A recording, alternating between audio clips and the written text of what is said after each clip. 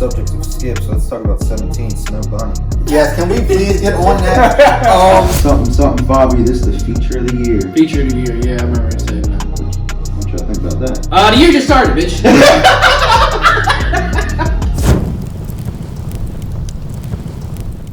Yo, what's going on, guys? And welcome back to We Talk Culture, episode 15. I'm here with Swayze and Burr. Let's get right to it. But what's going on, guys? Another day, another podcast. You right. That's all it is for me.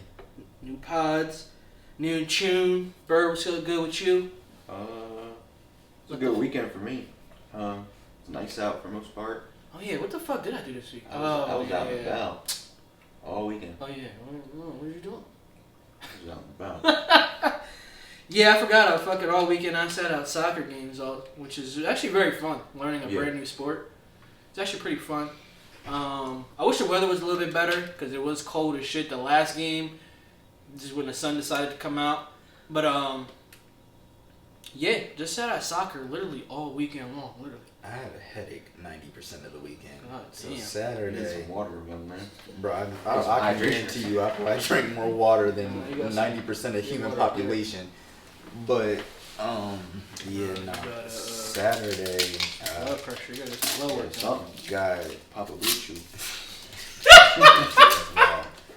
got a haircut Saturday. Then I went to farmers got a market. haircut through the and headache? then, Oh, that's something we all had in common. We all went to that farmer's market this weekend. yeah. All at different times. Somebody, we're at the same time. Oh yeah, you guys. Somebody tried me at the farmers So market. he called me. I put him a long time ago. I put him onto the cheesesteak. He was here. We was all talking about it. We were. Yeah, The we Asian was all folk. talking about Yeah, it. Asian folk. Yeah. Okay. Yeah, so he tried to go. They tried you? Yeah, he tried. The bull is working? Yeah. It was just What do you like one say? of those days where it was like, bro, I already got a headache, so I didn't even react. But I walked up there. First of all, it took me fucking forever to find it because it's like multiple places in the farmers market that are very similar to like, that area. So, like every time I thought I found it, I was like, "You're not Asian." So I just left and went somewhere else. And then when I finally found it, I hit the SpongeBob. Finally, pull up in the line, and Bull comes up to me first and foremost. Like when he first started talking to me, he was like real cool. Like he was trying to find a mustard. So he was like, "You see the mustard anywhere?" I'm like, He probably thought he took it. "Nah." Freak-ass bull. It was like, nah. Crazy thing is, it ended up being like right in front of me. But like I said, I had a headache, so I'm like, bro, I'm not looking. I don't care about no mustard right now. I just want food. So I was like, he was like, "Okay, how may I help you?" I'm like, "Yeah, can I get a cheesesteak?" Mind you, I'm looking at it on the menu, John. Right? Yeah. Like you know how they got all their Like stuff they cut posted up up. on the wall. Yeah. So I'm looking at it. I'm like, "Yeah, let me get a cheesesteak." Bull just stopped me before I could say what I wanted, bro. He stopped me and was like, "We're too busy to serve that now." Just walks off. Oh, I ain't never. I'm like, I ain't never experienced something like that in my life. bro, I'm looking at her in my head. I'm like, I should smack fire. But then I'm like, nah, I got a headache, bro. This shit is rocking. He hit me one good time. I'm dropping that day. Like I had a headache so bad, so I just left. Damn, he shunned That's you. crazy. You got Bro. better headache tolerance than me. I'm When sure. I have a headache, my favorite food is the nastiest shit in the world to me. Yeah. Like I can't smell food. I don't want to. Everything just makes me nauseous when I have. The same place that sells the cheesesteaks, they have the best chicken and dumplings ever. too. That's cool. I never- I'm never going back. I ain't I've mind. just been busy. Yeah, word. I'm not trying to hear. When'd nothing, you go? bro. How you too busy? It was. We all went the same day, Saturday. Yeah, I went Saturday. He went It was Saturday. like- I went At between like the game. 12? I went. Nah, I was yeah. there around probably a little earlier. Yeah, that's than a that, so poppin' 11 as something. fun. I've never heard that though. But I was about to We say, got I don't give a time. fuck what time it was, bro. How you too busy to serve something on your menu, and why you just walk off? Like, how you know I ain't want nothing else? I could have been like, all right, cool. Well, Yeah. can I try that then? Like, I just was trying to get some grub. I lost my whole appetite when he said that. Like, I ended up not even eating. I just went home. I was like, well, I got some juice because you know I've been looking for like a juice bar in Delaware for like the longest time. So I didn't know the farmers market had places where they made fresh juice. Oh yeah. Because I haven't been to farmers market in forever. Did you go to the one by the Amish, or you went to Yeah, Chinese? that's where I went to. The one by the Amish. I was about to So say the Chinese one is alright too. The one that right in the main I ain't dealing with Yeah, no right. more of them in the farmers market. Huh? they might all have the same MO, and I'm like, yo, we busy, we can't mix no juice. Yeah, bro, I'd have been calling y'all too, like, yo, I got a headache. I need y'all to put hands on somebody, though, because I can't do it right now. And he wasn't a regular as well. Facts, that's what it had to be. Well, speaking of regular, we gotta get to this regular ass music from probably one of the biggest artists. So we're gonna hop right into this music. Starting with the albums in hip hop, we started with Pusha T. A lot of us up here on We Talk Culture, we were anticipating this album. Let's see if that energy was continued with It's Almost Dry album by Pusha T. Very short project. I would say this. It's only 12 joints, 35 minutes. I liked that it was shorter. I do like that I was short, and I was cool because it was almost a waste of my time. Keep it a buck. I wasn't feeling it. I do like track 1, Brambleton. I like that one. Actually, I like track 1 and 2. The John 3, man, Neck and Wrist was a single. Just You Remember, I don't remember what that sounds like, or at the top of the head. Diet Coke single. Rock and Roll, I fucking hated. I didn't hate it. It just wasn't Pusha T's sound. Like, I think if it was another artist on that track, it would have been hard because the beat's crazy. I just think if it was somebody else on there, it would have been hard. Call My Bluff is hard. Scrape It Off was tough. Hear Me Clearly was a single, which was weird because I'm trying to figure out why it was on both projects. It was on the Nego project and it's on this one. I've seen that before with another single. I didn't know what that was about. Maybe it was, I don't know. Well, technically the other guy isn't really a music artist, so they definitely probably have some kind of weird deal with that. Open Air, I don't remember what that sounds like, honestly, and I Pray For You was probably the best one because it got his brother on there, Clips, but there's an album that came out this year that had my ears on lock. So I mean this week that had my ears on lock. So I have nothing much to say. It was alright. For me, you named all the songs I like plus more because I only like really 2 songs on this album. And that was Scrape It Off and I Pray For You. Other than that, it was just kind of like I said, I think a couple weeks ago, I wasn't really looking forward to the album. Honestly, I'm so glad, so glad that it was a short album because although like I'm not taking away, somebody is jamming, but I'm not taking away that Pusha T can rap, but I'm kind of like bored with him, I guess I could say. So, like we get it. You used to deal drugs, bro. That's what I was gonna ask y'all too, because a lot of times we get all these new artists, and let's take the Baby for example. As far as flows and switching things up. Mayweather, that's his fucking name. That's his fucking name. You know what I mean? Like, I ain't gonna highlight the Baby, but like, there's been a lot of times where artists, you know what I mean, they always get crucified for same flows, same content. Pusha's been rapping about the same exact shit for a year. Matter of fact, I think Complex a couple weeks ago, or maybe like a month ago, crowned him like the #1 artist of coke rap or whatever it was. And I'm like, which is not true. like I don't know. Wait, who's #1? Not a French over. Yeah, I the Coca Boy himself. Yeah, so it's like I don't know, like. This is one of those Jones. I feel like Pusha T has made himself into that. He put himself into that almost like Jay-Z category in a sense of, all right, my fans are gonna fuck with this, and the fans that fuck with my album are like the diehard fans. And that's how it is with Jay-Z, I feel like. That's all like, catering. Yeah, it's like, yo, like my diehard fans are gonna eat this up all day long. But like everybody else, they just know me for the coke. Which is very smart because I'm a big advocate for if it ain't broke, don't fix it. So for sure. I'm not mad at him for doing the same thing over and over and over and over and over and over and over. And what Marshawn Lynch say, like run through a motherfucking fit over and over. Yeah, I'm not mad at him for it. I'm personally bored with it, but I'm not the type of person who just sits around and listens to a bunch of coke rap. So, like, yeah, for the type of music I like, I've been bored with him for quite some time. But he can rap his ass off. It's definitely nice. What you got for him? I liked Brambleton. Remington's hard. Yeah, I liked it. It was a good start to the project. Number 2, I liked Let the Smoker Shine, Coops. I hated the one with Jay-Z and Pharrell. Neck and Rich. Ass. I don't even know what he was trying to do on the hook, but it was just real bad. I immediately skipped it. You know you're supposed to put the first 500 and then use a combination. Yeah, I don't even know what that means. But I let it get to Jay-Z's part. I thought Jay-Z's part was ass. I just think that whole song should have been thrown out. I don't care who's on it. I like Diet Coke a lot. I liked it when it came out, and I liked it. Right. It got me ready for this project, but that was a little bit harder than the rest of his songs. And Call My Bluff is the best song on here to me.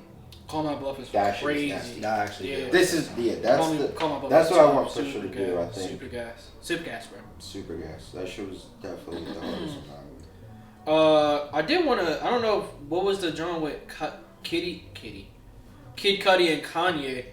Who's that? For the rock and roll joint, Kid Cudi had put out some kind of like tweet or some shit like, "Nah, like that song was done a long time ago. You would never hear me on a Kanye song ever again," or some shit. So I wonder what that was about. I don't know if you guys seen that. Well, I know they got beef.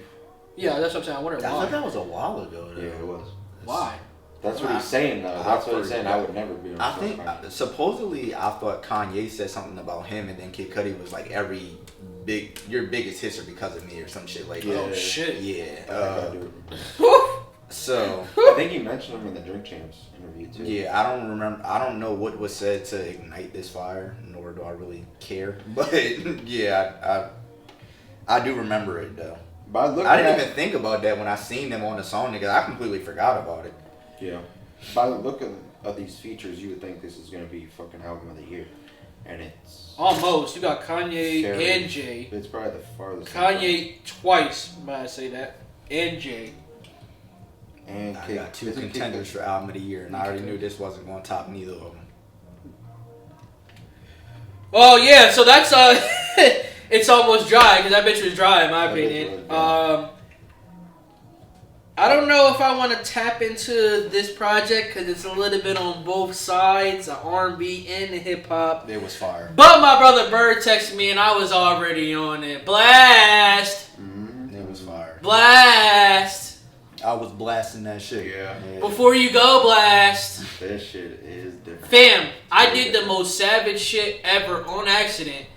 Going to the soccer games that I was mentioning earlier with my past weekend.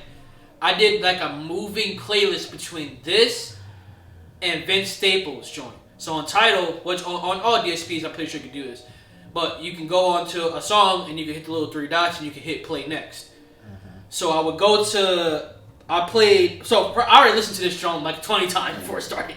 So I listened to Never Was Wrong and About You, and then I went over to the Vince Staples joint and I think I played A. And I played Rose Street, and then I came back over to this joint and played, the joint with Ross. And I was just making like a moving playlist like while I was driving, and it was probably the best playlist I ever made in my life. But this Blxst shit is unskippable. Unfucking skippable. I'm not even going to sit here and tell you what tracks do I like because you could put on every single track and I love it. Yep. Every single one.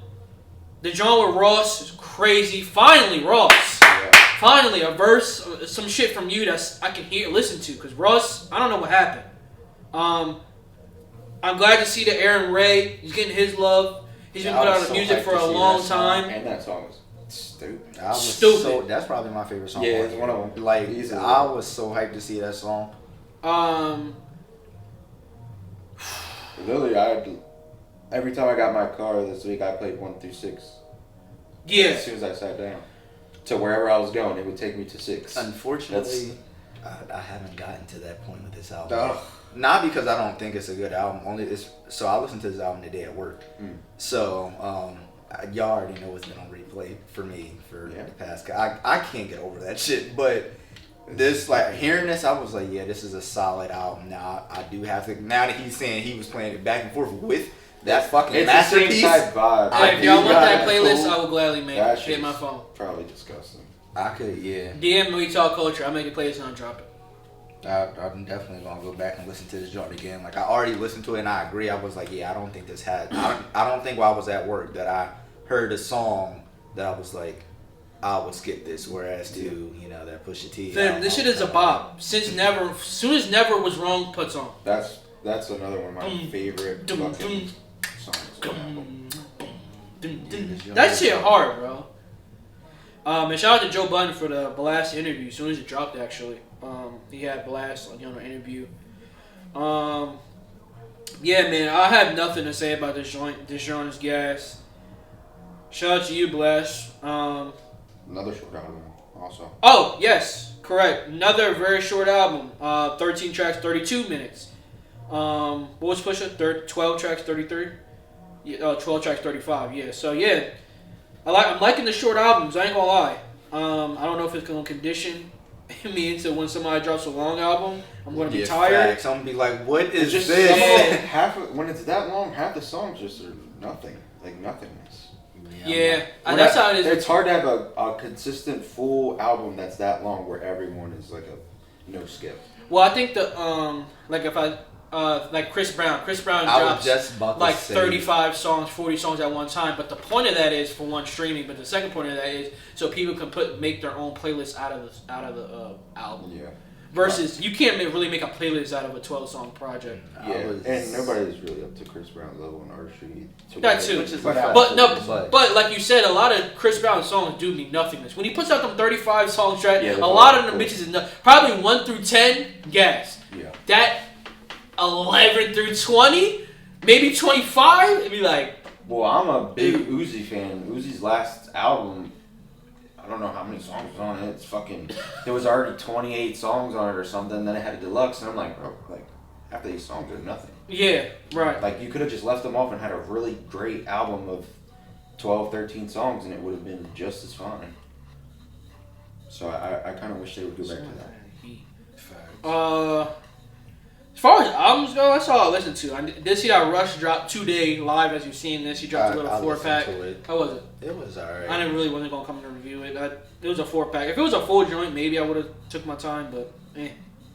That's why I listened to it, because it was a 4-track joint. I was like, oh, another short album. EP, whatever you want to call it. I went and listened to it. I was like, okay. Did anybody listen to the Taylor Bennett joint? Yeah, I did not. I liked it. Yeah, I liked it. Some of the songs on there. For people who don't know, that's Chance the Rapper's brother. Yes. My girl's actually a big fan of him. She loves Chance the Rapper too, but she really loves Tyler Bennett. It's a little bit softer than Chance the Rapper, I would say. Okay. Just different flows and different things. He's got a lot of like different features on this. Like a lot of, I think it's like a newer. Somebody get me back, boy. Nah, like every day, like somebody's playing like crazy music when last week they were playing DMX album. Yeah. Felt the floor vibrate. And it's funny because I was just telling my shorty, I'm like, all right, y'all playing with me.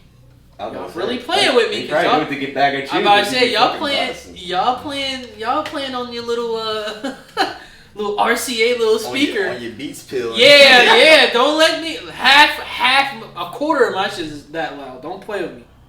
Anyway, back to Taylor Bennett, Bird. No, somebody getting that Captain Hook. Somebody getting that Captain Hook. Fuck.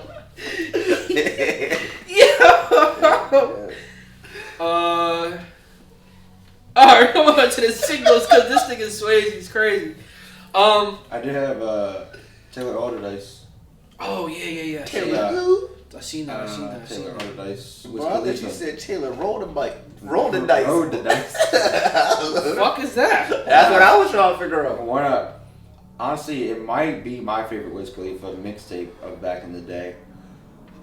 They just put it on the streaming whatever platforms. I know sometimes it gets a little tricky with like the samples and shit that's on there. For sure. But I think this is right when he started dating Amber Rose, and this was like she's on like the intro for one of them. Yeah. So shout out to Amber Rose for probably being on. I hope you're getting royalties, my baby, because you're on some of the best albums of all time. Yeah, she was fucking some of the best rappers of all time. Facts. You on Kanye shit. Damn, you were on. Was she on Red Devil? Not Devil just damn. Word, dude. What the fuck is the Red album? Wow. Kanye fans about to kill me. From Kanye? Yeah. Fuck. Uh, It's like his best album. Literally. Fuck, I can't Red think. album, yeah. Nah, he wasn't with them. No, the cover of the album, right? His best album in his red? Yeah. You talking about with the ballerina joint? My Beautiful. My Beautiful Dark Twisted Fantasy. But yeah, she was on that, I believe. Yeah, that's his best album. Yeah, she fucking her way out. Excuse me? Yeah. What album is better than that? My favorite album by him, I believe, was this one. I gotta look through it. It was either this Graduation's not better than My Beautiful. I got it. Like I said, I gotta look through them. It was one of the first 3 albums that was my favorite. I can tell you. It ain't. I ain't even understand it, but it ain't. Moving on to the singles. I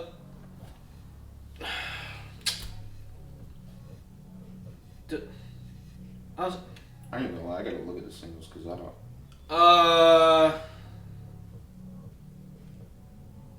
I don't even know what to say right now. I'm gonna keep it a buck.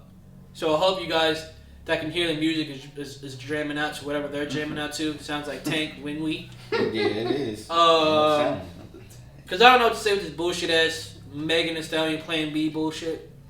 Oh yeah, that shit was bad. She was bad. Everything you're doing right now is bad. Fake ass Gayle King interview is bad. Fake crying is bad. That shit was. All that shit's just bad. Weird. You need a plan. So you need to plan Z at this point. That shit was so like weird. nobody. What the? I'm gonna keep going. We have the return of Cactus Jack, Travis Scott himself, with Southside coming out with him and Future. Hold that heat. Decent song. I like it.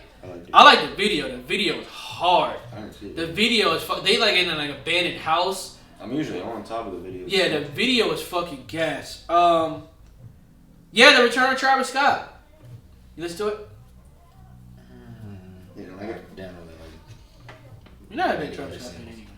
I fuck with Travis Scott. I just wasn't really.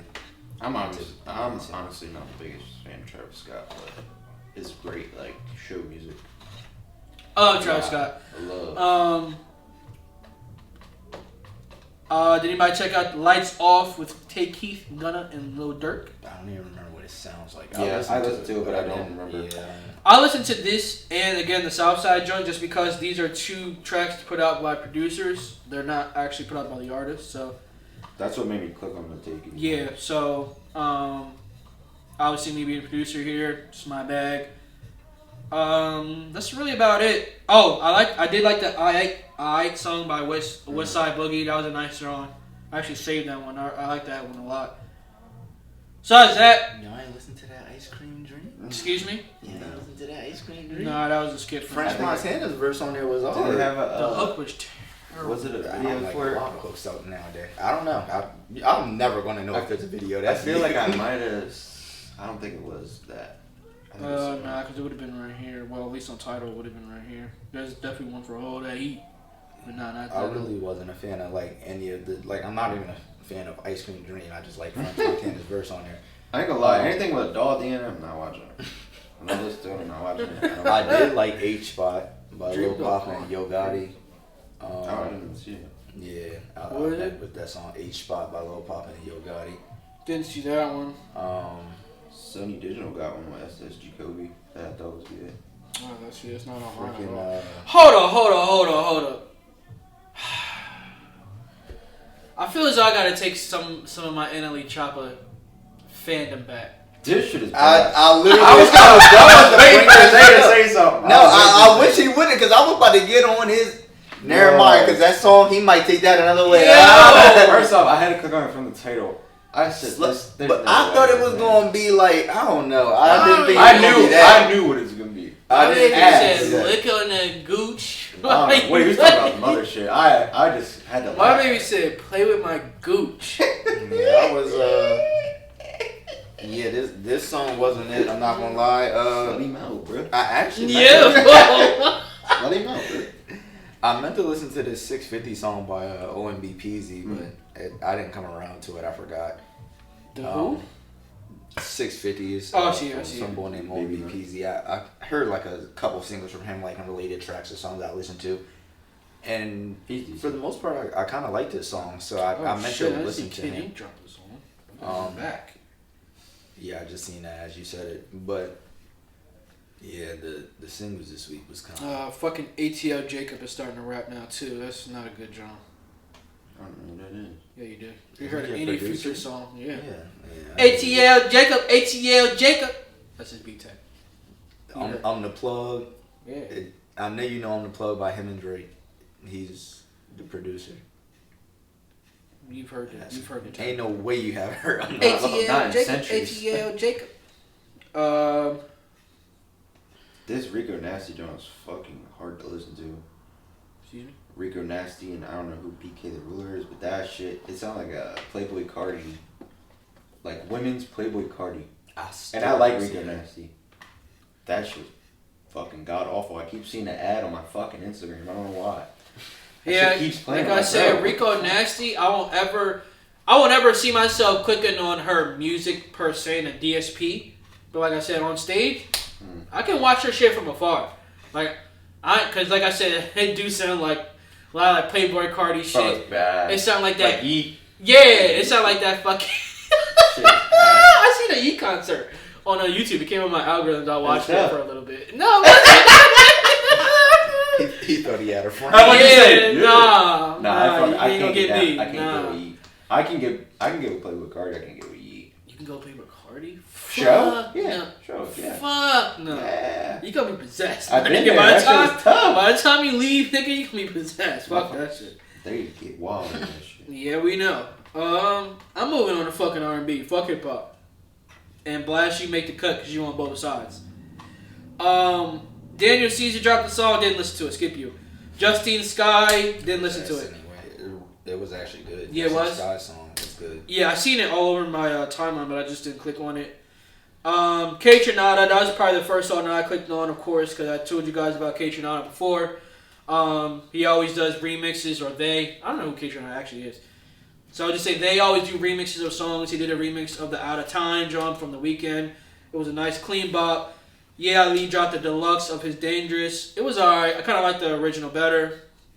Noah dropped a project. You Should Come Over. I think my favorite song on that joint, besides the single, was Monday through Friday. I'm a goofball. How did I miss that? I heard the single, but yeah, I did not. Yeah. Noah. He's a smaller artist, so he's starting to get his It's a really quick album. 7 tracks, 20 minutes. But a lot of songs on here are probably skips. Honestly, you didn't miss anything. Again, like I said, my personal song was, again, the single Bonjour, and then the track 3, Monday through Friday. Everything else is kind of a skip, honestly. I liked his single from this week, not Bonjour. The New Feeling joint, I liked it. Yeah, that was And that's about it for me. Again, Blxst had my shit on Lizzo, so... Yeah, I ain't really having nothing from this. I like the What a Lie, John, by Justine Skye. Out of Time was pretty cool. QTNA, Yeah Ali, I'm not gonna lie, that shit was ass. I was not a fan. Yeah, it was not. The Yeah Ali, excuse me, my bad, bro. But the Yeah Ali, John, the song from the deluxe that's the banger is What It Is. Yeah, nah. That was a single that came out. That What It Is. Yeah, that's what it is. I did like Smoking Small Talk. I like PNP. Like we said, Wait, What It Is say? is going to be the hardest. You said... Smoking Small Talk. I liked... Smoking Small Talk is part of the regular album. Yeah. The deluxe starts at... I didn't listen to the regular album. Oh, okay. So yeah, the deluxe starts at track 9, Favorite Position. But PNP is the outro to the single. Favorite Position I kind of like too. But... Yeah, it was alright.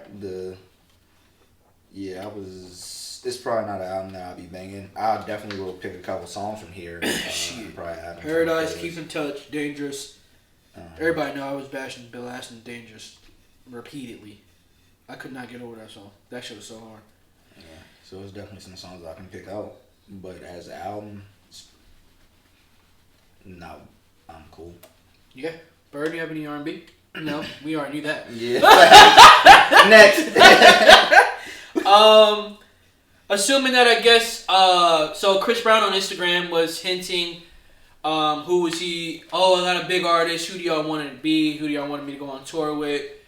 And he finally dropped it. I forgot the actual name of it, but name of the tour. But Chris Brown is going on tour with Lil Baby, which is an odd kind of mix, tour, in my opinion. I thought it was going to be somebody R&B, honestly.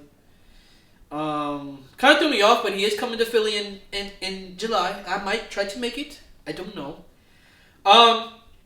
With that being said, since he's touring in July, since he's touring soon, I'm assuming an album might be coming soon. I don't know. It's going to be a crazy couple months. So he might drop it maybe in June because you got to wait for Kendrick. Or he might drop it at the end of May maybe. He might fuck around and drop it in May because, again, he's a May baby, so he might drop it in May. I don't know. And then we have the Future. Future has dropped his album title, I Never Liked You.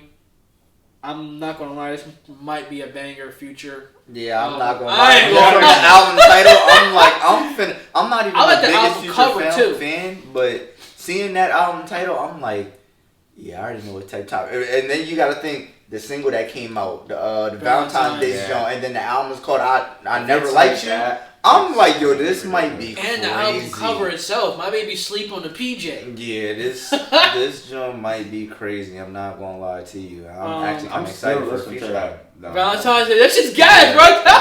Dog, that shit's tough, dog.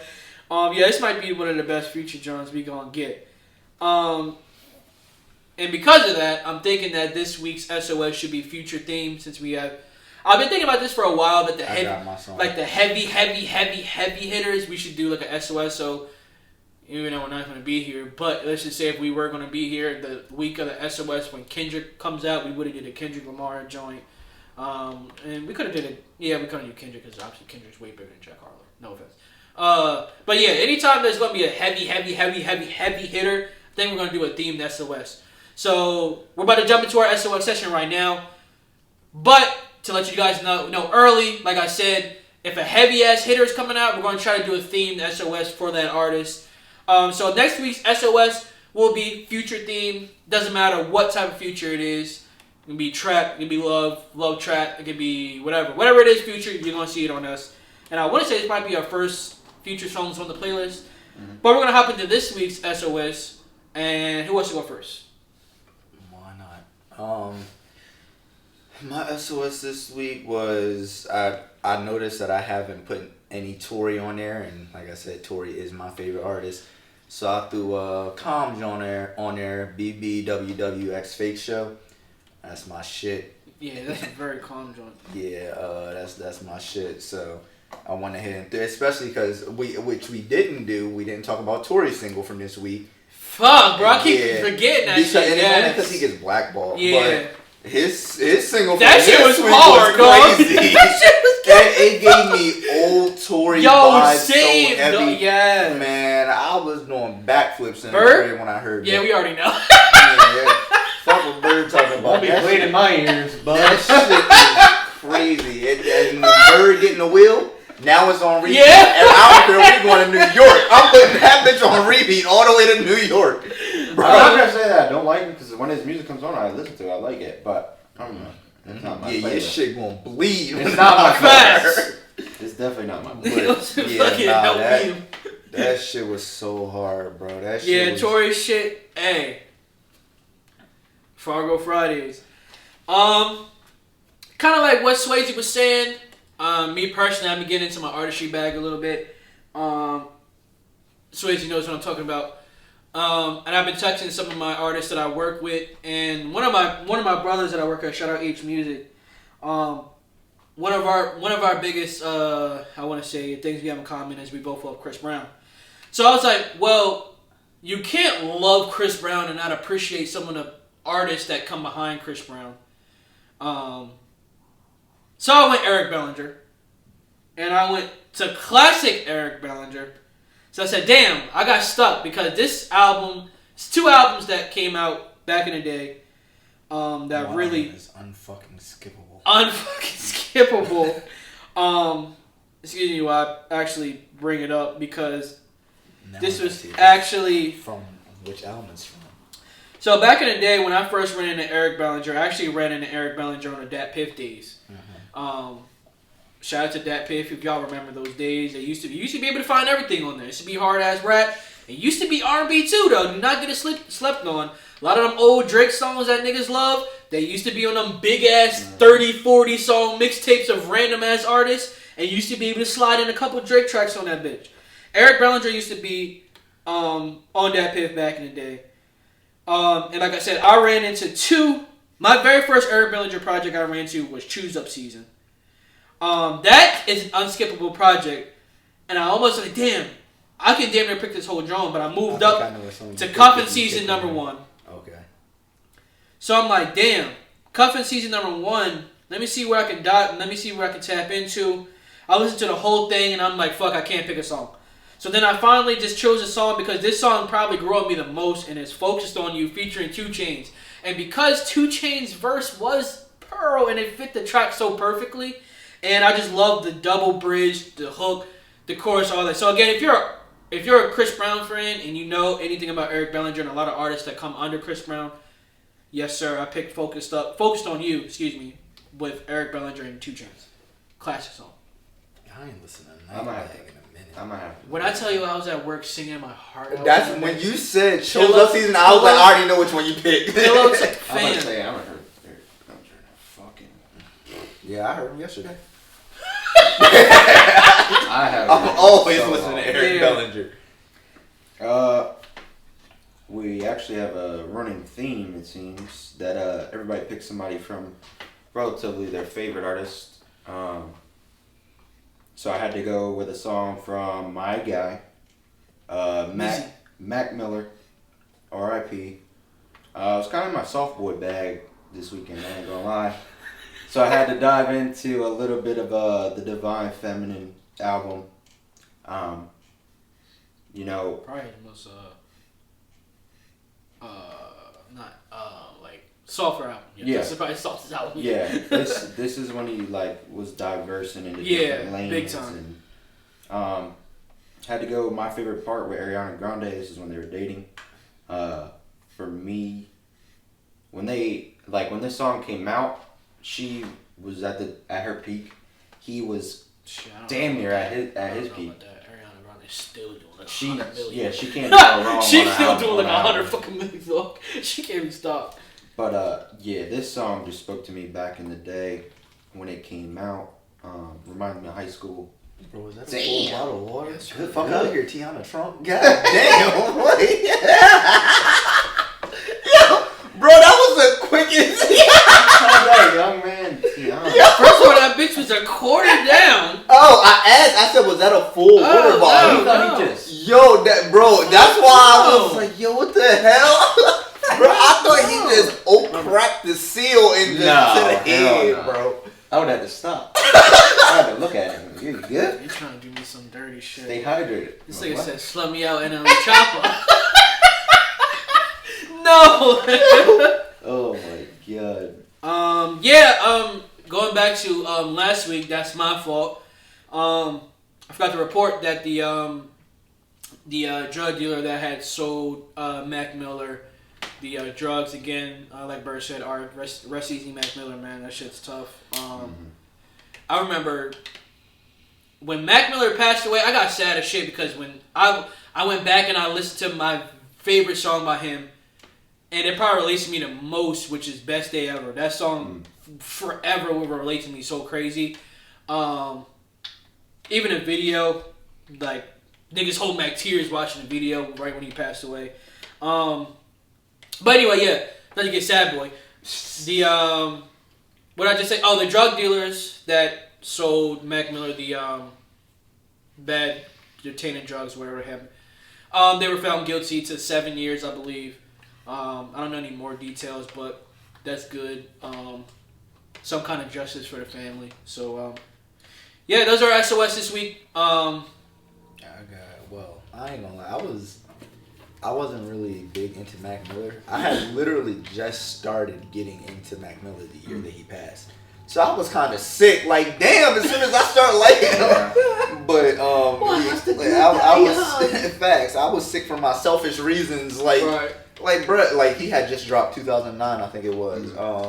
So I was blasting that out. I remember this like it was yesterday because at the time I was working at the post office. Right. So I used to have a speaker I would bring with me every day because if you think I'm finna work through a whole day of heat and no music, I'm throwing people's packages from down the street.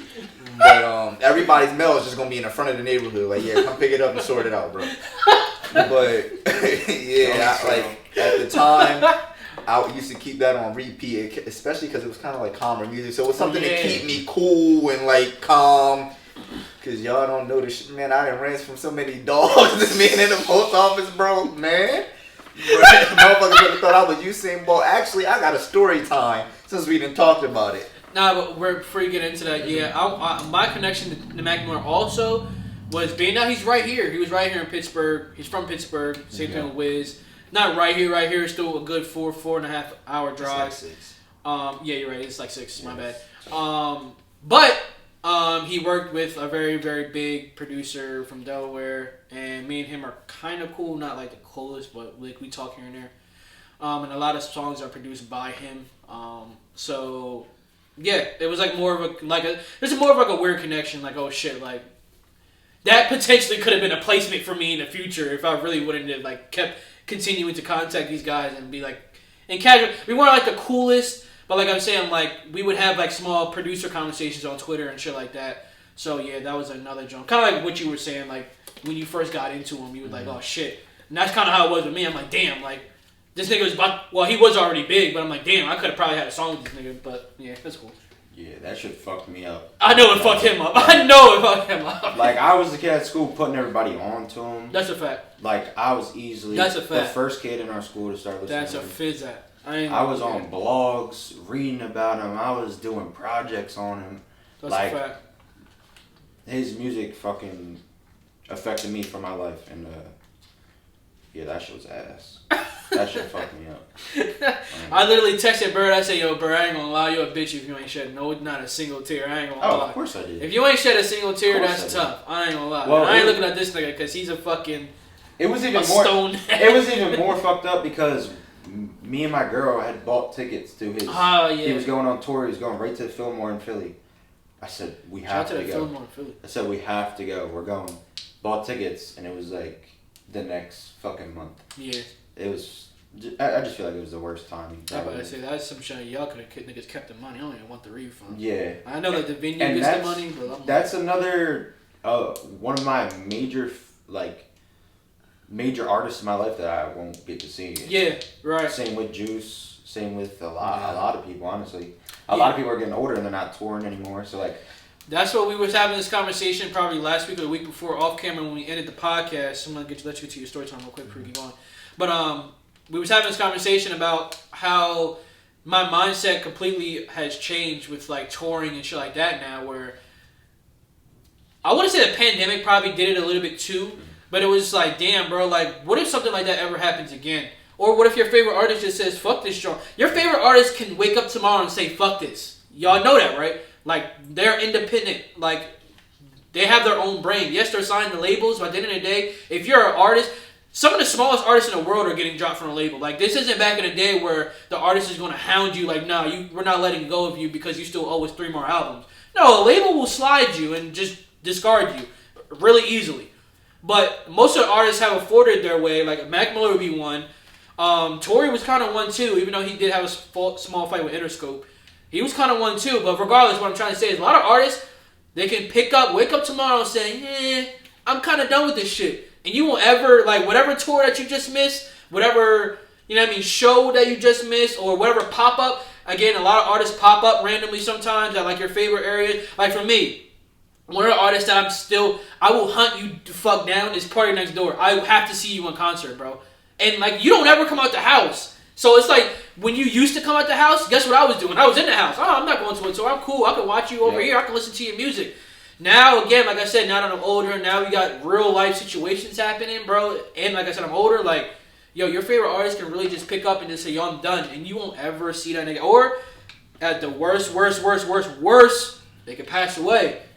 Now you really won't be able to see him. So it's like, that's tough. Like, I really accumulate that to everything. Like, I was going to come in here and wear Boston gear, but I realized in my closet, out of all my favorite teams, I have no Boston gear. But the point of me saying that is, yo, like, I text Swayze about this shit, like, yo, like, us as We Talk Culture, like, yo, let's try to get to these Yankee games. Let's try to get to these, you know what I mean, these Sixers games. Like, if the Heat come to the Sixers, bro, let's try to get a game. Like, if let's come to Philly, yo, let's try to get a game. Like, yo, let's try to live, bro. Live and go see this shit because, yo, you never know, bro. You just never know. Anyway, what were you saying in your short story? Oh, yeah. Nah, bro, I was delivering to this one house, the post office. A lot of people don't know, like, post office ain't just mail. It's not as sweet as people think it is. You go and pick up mail and just drop it off now. It's a lot more to that shit. But Sundays, they do Better, you niggas to stay job. Yeah, Sundays is Amazon Sundays, basically. So you come in on Sundays. Everybody believes that the post office does not run on Sundays. That's very false. Mm-hmm. Sundays, Amazon Sundays, you come in, you get like a shit ton of Amazon packages, you deliver on blah, blah, blah. Man, this one day I had this packet, row. It was in Townsend, Delaware. Most of the driveways I'm in are like long driveways, bunch of trees around you can't really see out to the street, blah, blah, blah, right? So this one driveway I go into, it's a house here, but you got to go further back to get to the house that I need to go to. So now I'm already confused, like... Oh, it's one of them. There's some houses right around there that's like that. Yeah, so I'm like... Well, I finally figured it out. It's the one in the back. I'm like, all right, cool. Go to the back.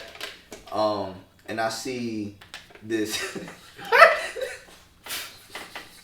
I see this German Shepherd statue just sitting out in the front yard. Like, it's like kind of just like fetal position, just like a statue. You talking about a statue?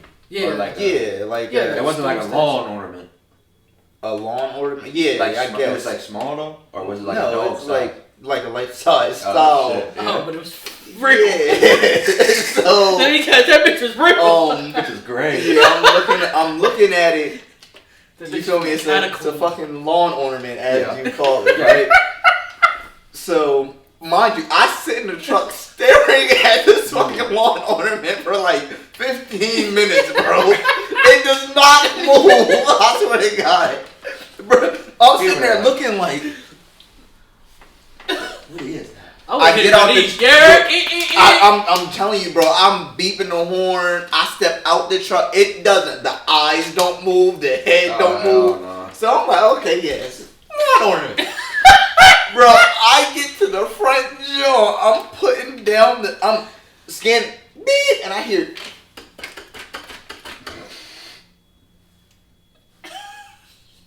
I look to where the lawn ornament was. It is no longer there. Nah, yeah, I'm cool. I'm cool. That's why I'll never do that shit. Bro, I swear to I have never ran so fast in my life. Bro, it must have been like a separate way to get up on that patio. When I looked over, he was gone. When I looked back, Bull was right here, mouth wide open, trying to take my face. Bro, I'm talking about. And I made sure I didn't put the package down, bro. They was not getting that package, and I had to run for my life. Yeah. Bro. I'll kick the shit out of the dog. Yo, a German Shepherd. No, I ain't kicking shit. That bitch going like this. Mind you gotta think. I'm at so when you're like delivering for Amazon, post office, whatever. You're not really trying to go up a bunch of steps. So if it's like a patio with like 4 or 5 steps, I'm not going up it. I'm just scanning and I'm placing it there. I don't have to walk up the stairs. Yeah. So I'm looking at him from steps down. My leg's not reaching that high, first and foremost. Right. My big ass ain't outrunning though. I got to disable him somehow. Man, I got throw sand in his eyes. I gotta do something. In your pockets?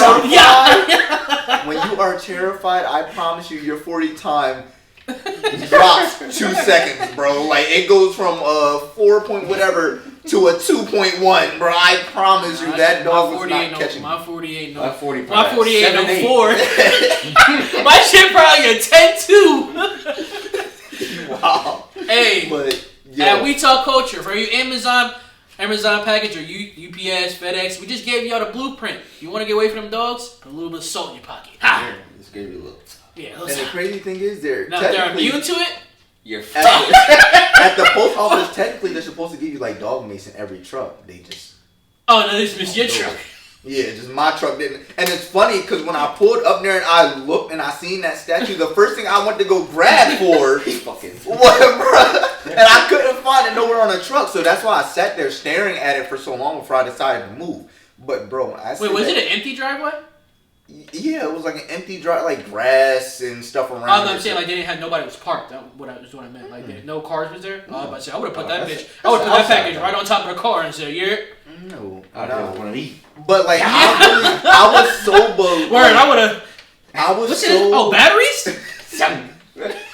Oh, you ordered happy birthday cards? I believe so crazy that like that was an inanimate object because it really said. I don't think. I'm not joking when I say I sat there for 20 minutes staring at that dog and it did not move. I'm talking about I sat there, I made a phone call. I'm sitting there talking like, yo, to my ex at the time. Well, now she's my ex. My girl at the time.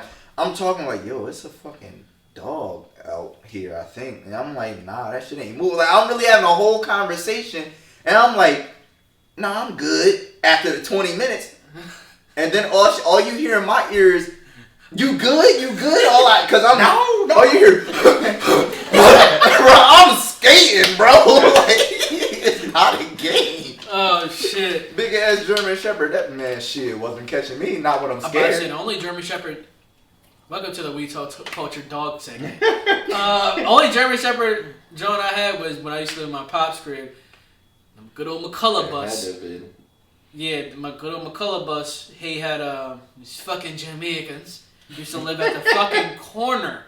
So my pop's house is here, but my bus stop, for whatever stupid reason, is the block behind my house, all the way back here. It wasn't that far of a walk, but still, it's stupid. Well, it was cool because if I missed, I used to always wait till the bus passed my house and then just walk back because by the time they went around, they would see me. Anyway, yeah, they had a German Shepherd. The gate was this big. The dog was this big.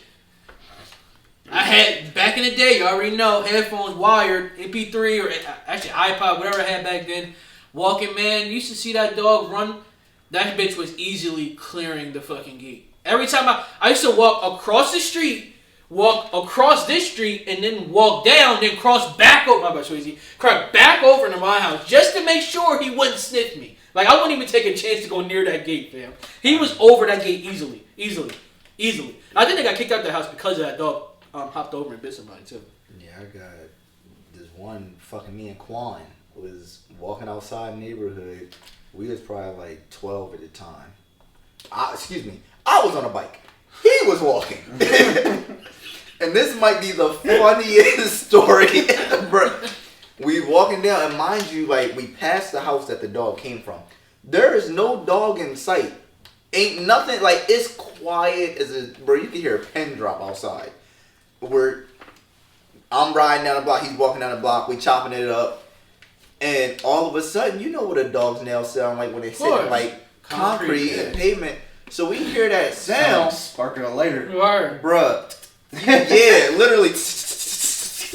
So I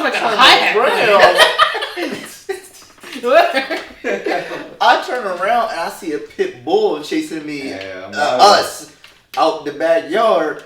I'm gone, bro. You know when you about to hit skates on a bike, you raise yourself and you get the pedaling hard as shit. So I'm down the block, and everybody's like, "Yo, you left your brother?" No, he left me, bro. He was skating on me, bro. Why would both of us get fucked up if only one of us? I'm on a bike. He outran me on that bike. When I say, bro, he definitely did. He had to have been out. Ain't no way you outran me on a bike. Ain't no fucking way. I don't think bro. I thought boy had superpowers. He was running so damn fast, bro. I looked up. I'm like, yo, ain't no way he's outrunning me on a bike. And I'm not saying like he's burning me, but the fact that he's even ahead of me by anything, like, so if my bike is here, he's like right here. I'm like, bro, I can't pass this motherfucker. Like, shit. Yo, I don't know. Before we end the segment, move on to our Spurs segment because we got to run on time. But I think the funniest shit, anything that happened to me, and something similar to me happened like that in JF, but I was laughing because you ever see, like, You ever see some shit that's like, I was evil. You ever see some shit that's like from afar, but it's funny? Like, say you and Quan was getting chased by the dog. Until they get close to you. No, I'm saying like, saying you and Quan, like, say like it was an intersection, like you know how neighborhoods they intertwine. Yeah. All right, say like you was in front of Quan, and you was already gone, and you look back, and you look back, and Quan went right, and the dog went right too. It was one of those situations that happened to me and JF fam. I lost it. I ain't gonna lie. I said, "Oh, shit, I'm good." I started backing. That dog hit the corner and went after my mans. I said, "Oh, I'm cool over here."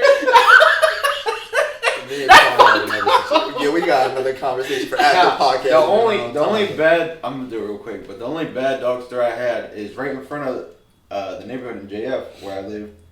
There's the little nasty ass bodega joint right there. Yeah. And right next to it, like behind it, was a junkyard. Yeah, So tell me why. Hey, why? Every morning, I'm walking my jolly ass to school.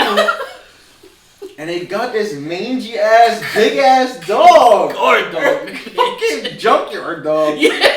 And I'm over there, and you couldn't tell me shit. All I ever wanted was a dog. Like, but we lived in an apartment at the time, so all I ever wanted was a dog. I'm treating this nasty ass junkyard dog like it's my dog, like it's behind the gate. Yeah.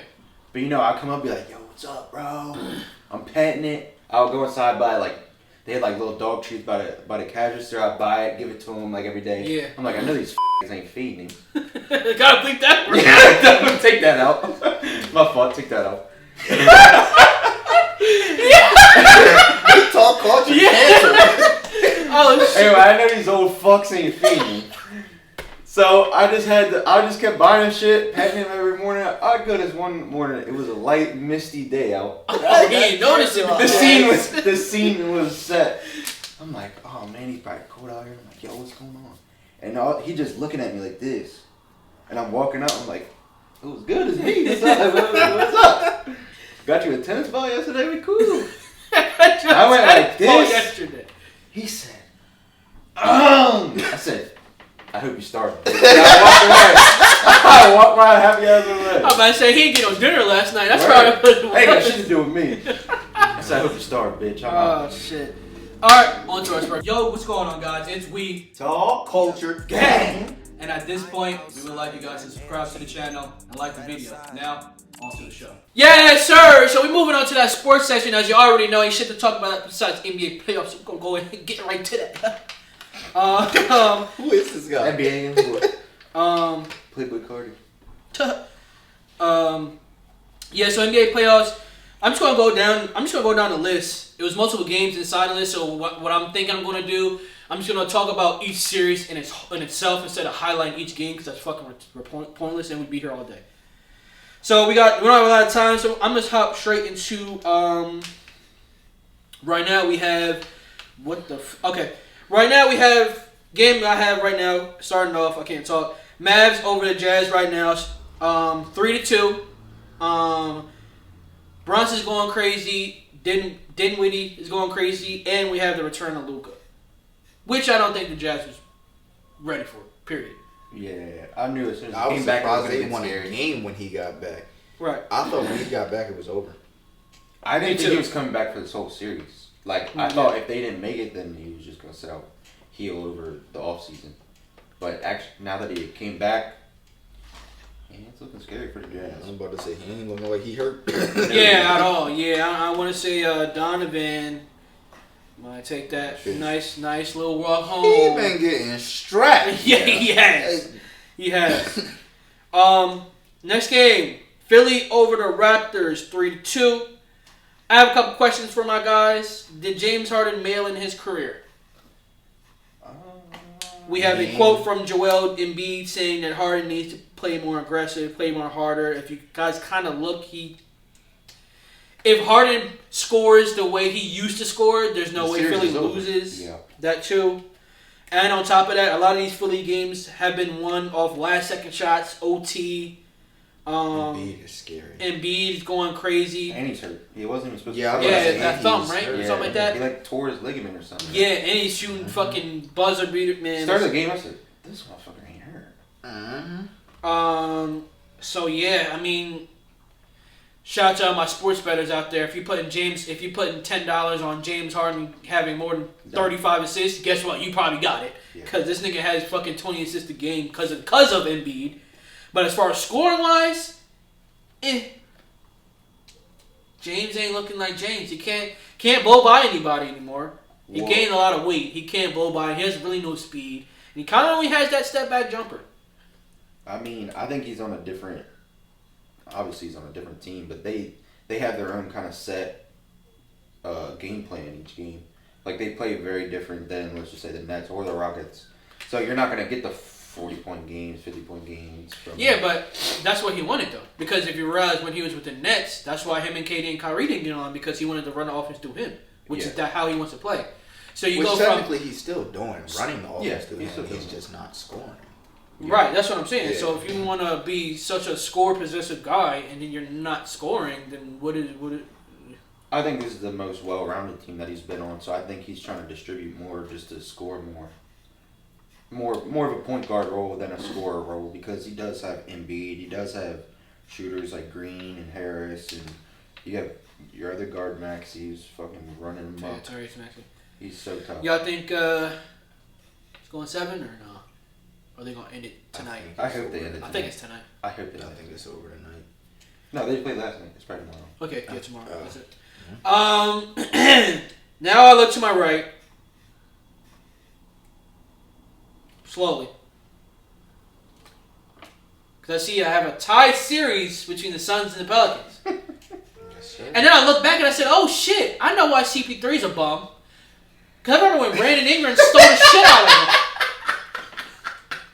So he's scared as shit on the court. He shook. I wouldn't say that. He shook. He still has. You see what Brandon Ingram did last game though? He did. Yeah. We can take it to the back. To the back. He said. I didn't watch the game. Shook. Yeah, I know you don't. You don't watch when they lose, right? I wouldn't want to watch. I don't watch the Suns games. Period. I'm worried about my team. So shout out to I'm in a weird position. I'm in the middle because Swayze. I don't know about Bird, but me and Swayze are big D Book fans. So I want the Suns to keep going. I don't. But I think the Pelicans might have figured something out. D Book is out. What is he? I'm not sure what he's out for, but he is out. And it looks like the Pelicans are taking advantage of it. As they should. McCollum's going crazy. Seems like the Suns cannot stop Brandon Ingram. I think this game is going 7. That's what I got my notes. I think it's going 7 too. I think the Suns pull it out in 7, but I think it's going to 7. I don't. I think Pelicans in 6. Okay. I ain't mad at it.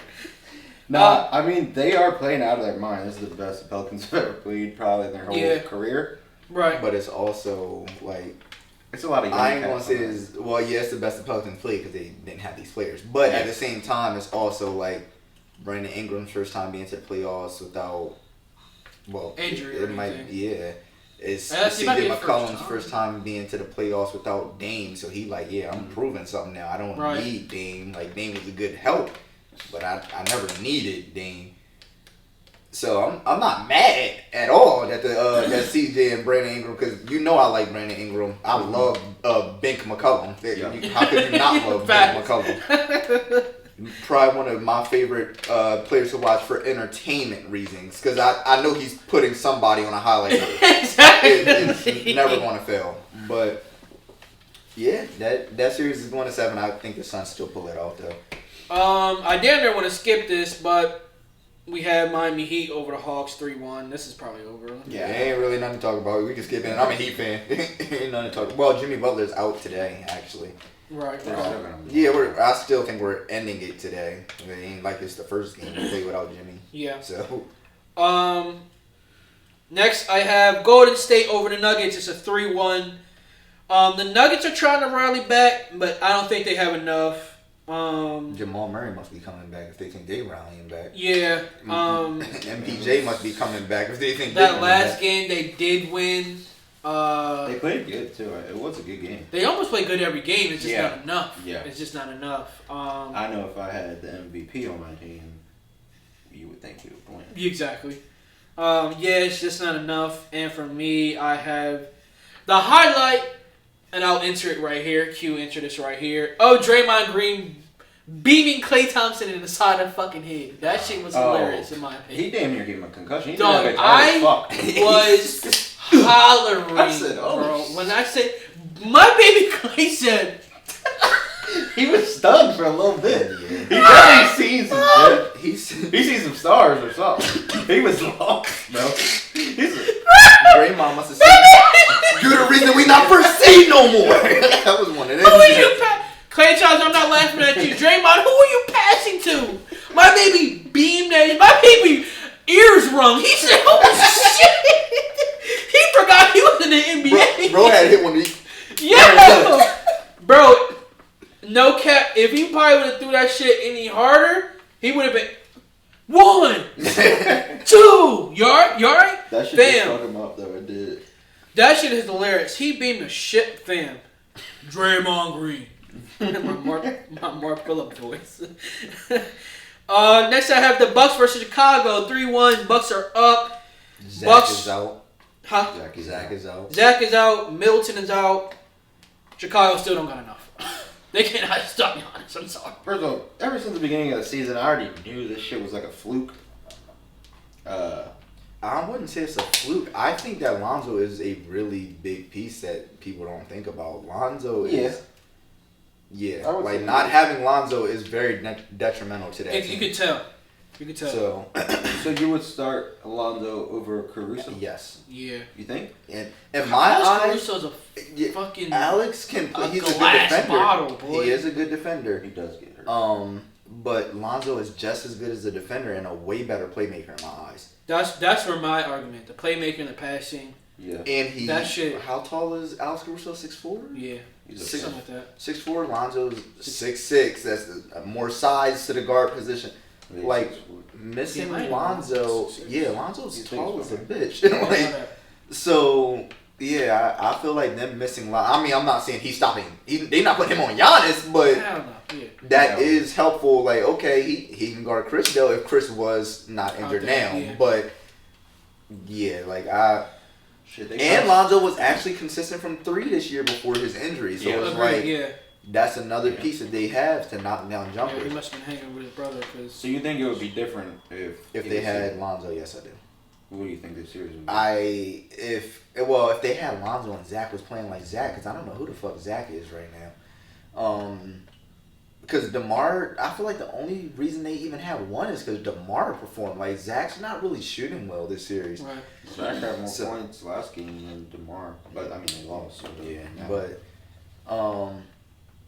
I feel like if honestly, it's probably would have been. I think they win more games. I still don't think they win the series if Zach is playing how he's playing. That's what I want them to. If they were going to win the series. No, I don't think they win the series, but I think it could have went to like 6 or 7. Because when they losing, they getting blown the fuck out. Yeah.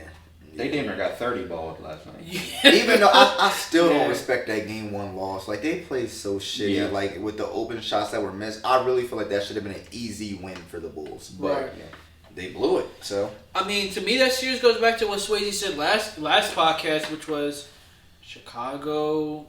And I want to say there's another team on this list that I'm going to talk about the same thing. But Chicago, like Swayze said, only really put up them points against those lesser teams. Yeah. So now that they're playing these big, tough teams, they kind of getting exposed. Granted, there's a lot of injuries.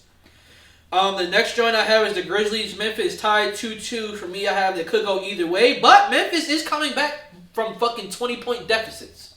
I'm still taking the Timberwolves to take that series. Yeah, I think the last game was kind of a fluke, as I just said. But I don't know. I don't know. Memphis is coming back from especially because they're playing their heart out. Twice. If me looking at their games, right? So the games they lost, Cat was nowhere to be fucking found. Yeah. That too. So the last game where he actually hopefully that beat it into his mind, okay, yeah, if I play aggressive, because there's no way. What was it? Game 2, game 3, Cat took 4 shots. Right. Yeah, they can't. Bro, what are you doing? If you're supposed to be the superstar on the team, granted, Anthony Edwards is my favorite player on that team. Right. But if you're supposed to be the superstar on that team and you brag so much about how you're the best shooting big man in history, 3-point contest winner. Why are you not putting the ball in the air, bro? 60. I just don't understand why in 40 minutes you're putting the ball up 4 times. And it's not like he's getting shut down nasty. because I don't know who the fuck the Grizzlies center is. Steven Adams. Yeah. He was killing Steven Adams the game that he really played aggressive. He must was have been hurt. whooping Steven's ass. Like, I agree. Steven Adams must be hurt because now it's Tillman. Even worse. Yeah, I don't know who that is. That's what I'm saying. I don't know who that is. Even worse. So you should have 15. Cat should have a 30 ball every game minimum. Yeah. I mean, he did have 33. But that's the game they won. That's why they won. Yeah. Exactly. I feel as though that's the same. I feel as though that same sentiment goes on with Chicago with DeMar DeRozan. Like if he don't have 60, they lose every time. But at least he's trying to score. Like he's not not saying that sentiment. Yeah, like at least I respect DeMar's loss more than Cat's loss because I'm like, okay, you lost, but you shot 25 times, bro. I can't even be mad. You just wasn't knocking them bitches down. Yeah. Cat, you lost and you shot four shots is absurd. My nephew older than that. Like, why are you shooting 4 times? So 4 times. Yeah, like that's insane to me. Like that says to me like, bro, I'm here, but I don't really want to play for real. Right. And can I get an Noya clap? Celtics got the drums up. Put out that best janitorial services that you could ever see. Yes. We out here cleaning out what's the fucking hotel? The Ritz-Carlton. Everything in that bitch pearl as shit. We at Sheridan Nissan with the finest special, cleaning your car with the finest. If y'all know with that good old sweep. Ben Simmons on the sideline. Celtics sweep the next 4-0. You already know. No Ben Simmons. KD admittedly overthinking. Not in his right mindset. Trying to approach the game in a different way. Really bad playmaking. Terrible shooting performances. But why is it that now? Why is it that? I'm just going off what Will said. Hold on, we're gonna get into that. Okay, actually no, we get into that right because I got a question after that. My bad, I didn't. What did you say? You said why is that now? Yeah. Now you're second guess. Now that James Harden is off your team, you are the primary scorer as KD. The offense is running through you. I understand you have Kyrie, but in crunch time, the ball's coming to you. Why are you playing different now? So actually, I am going to say what I had to say last, which was, do y'all agree with the league calling a bluff on KD's greatness? Because it actually kind of goes with what Bert is saying. So I'm going to answer both at the same time. So in my opinion, I'm in the middle. The same way I was just saying I was in the middle for whatever I just said earlier. I forgot that fast. But I'm in the middle. And I'm in the middle because I think right now, for everybody that was on KD's ass about, him going to Golden State, everybody that was on KD's ass about that whole situation period, and just his rings, I think right now, this was the ultimate exposure. That's what I think this was. Them getting swept was the ultimate exposure because if you take it all the way back to the OKC days, you could have said, okay, him and Russ didn't get along, blah, blah, blah, whatever. You take it to Golden State, okay, he won in Golden State. Then you move him over to the Nets. The Nets, you have prime players. You first start the season with KD, Kyrie, Harden. And then you get rid of Harden and switch him for Ben Simmons. Ben Simmons doesn't play. So now it's completely all eyes on you.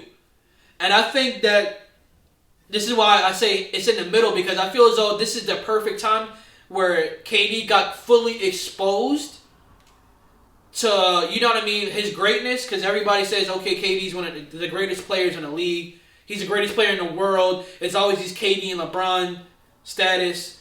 But now you put Giannis in there, so now it's KD, LeBron, Giannis. Honestly, I'm going to keep it a buck. I think KD's out of that. He's out of there. He's out of there. I think LeBron is LeBron. Not to be a Bron sexual, because I know Swayze hates him. I think LeBron is LeBron. I'm going to keep it a buck. I put KD right where I put Kyrie, with the people he's played with. Harden, Kyrie, they cannot lead a team. They all cannot lead a team. But they can score and get you them buckets when they need you. And they know how to, they're superstars. But they're just not LeBron. So I think, it is time to take them out of that KD, out of out of that conversation.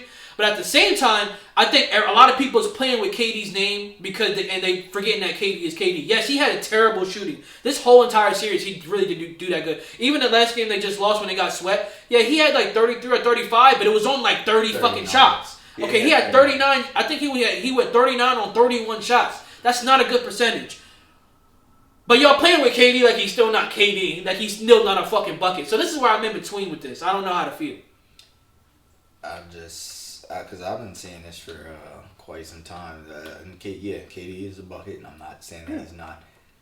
But I don't like the narrative that he basically, Steph wouldn't have done what he was doing without KD. I think it's very much so the other way around.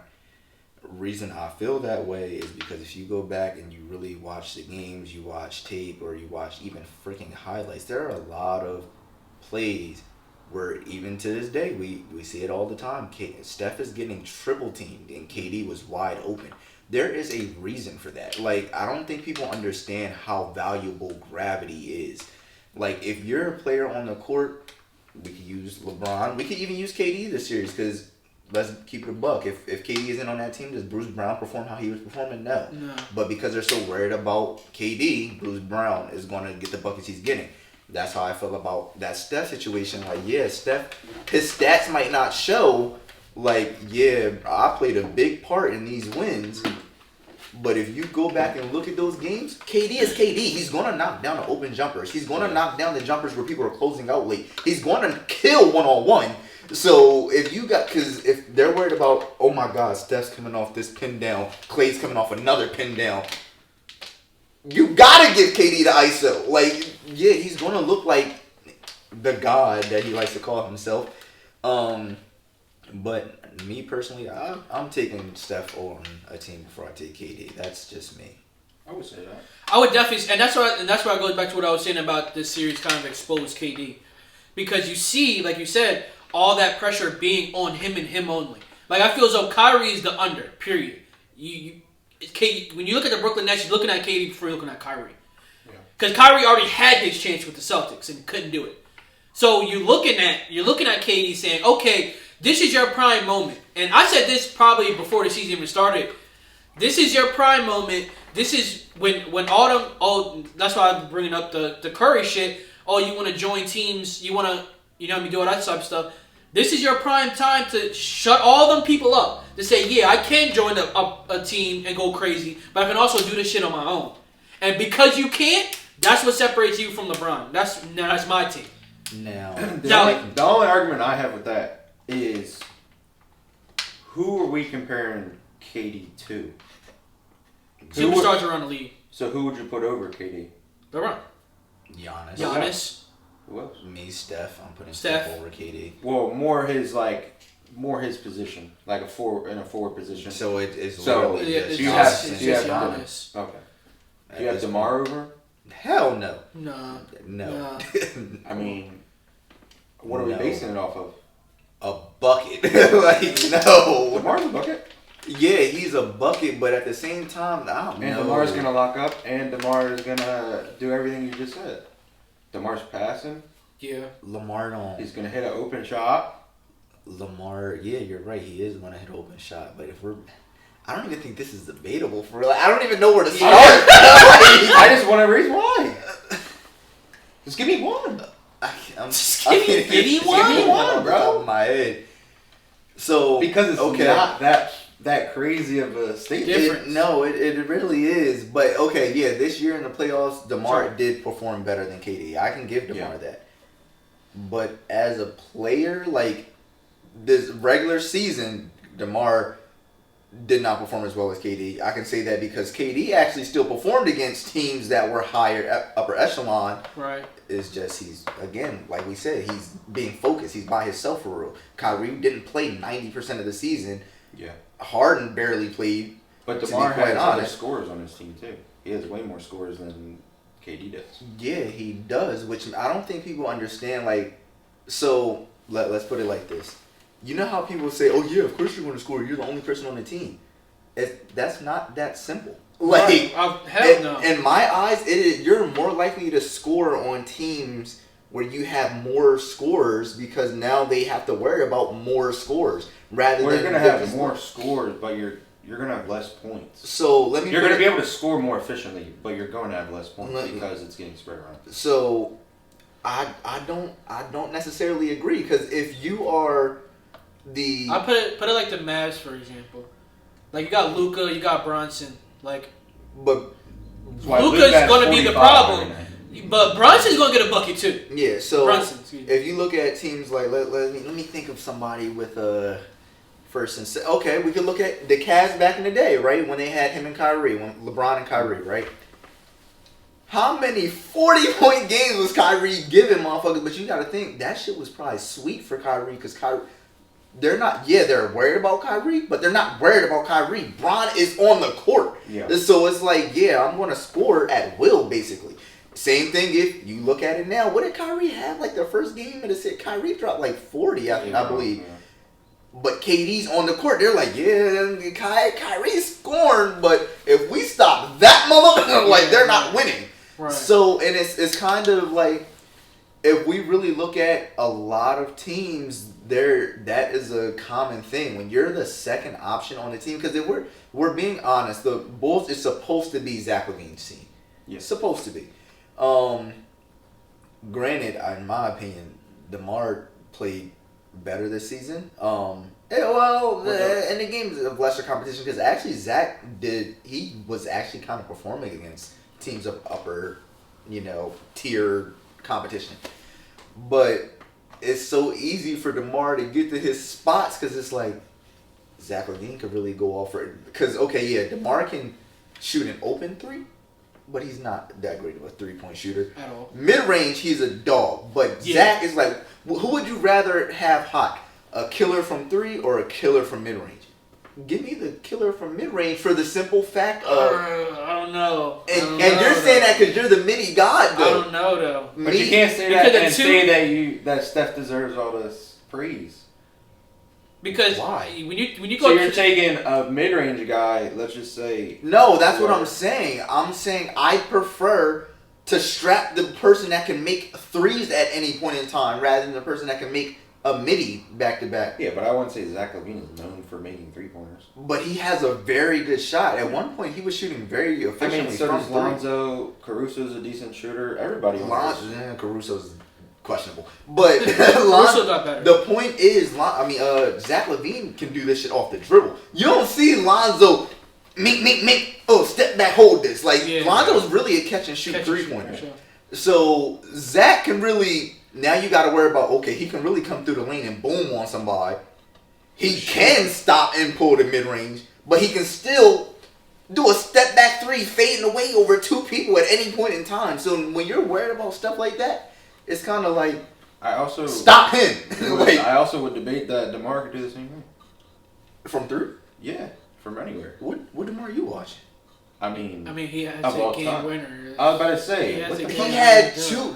One of them was some bullshit. One of them was throwing up a prayer. But if we really pull up, I don't want DeMar with the ball at the end of the game. I'm denying DeMar the ball over Zach LaVine. Yes, I am. Oh, yes, I am. That's tough. All right, let's get back to the Nets.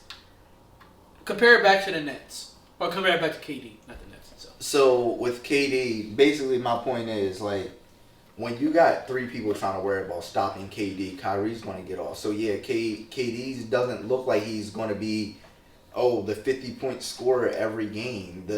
Especially because KD's not a passer, neither is DeMar DeRozan. Yeah. So it's different when it's when James Harden was on the Rockets, he's the main focal point. But then he got people like Clint Capella looking like he's an elite center. Yeah. Because he can pass. So now that three people are crashing to Harden, Clint's getting a oop every play. Well, that's why Grayson Allen just went for 28. I'm about to say, I also think that's why. That's why Giannis is. That's why the fucking Bucks do so good.